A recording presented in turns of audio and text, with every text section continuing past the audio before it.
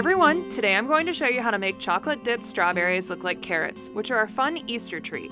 For the ingredients, you'll need strawberries, white coating chocolate, food coloring, and a plastic baggie. First, melt the chocolate according to the package directions.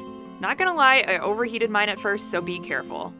Then add the food coloring. There's really no magic amount, just combine until you get an orange you like. Then dip the strawberries in the chocolate and put them on a paper-lined cookie sheet.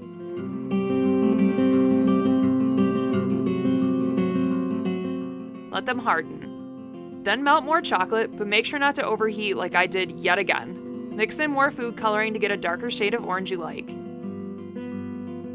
Put the chocolate in the plastic baggie and cut off a small portion of the corner. Drizzle it over the strawberries so it looks like the lines in a carrot.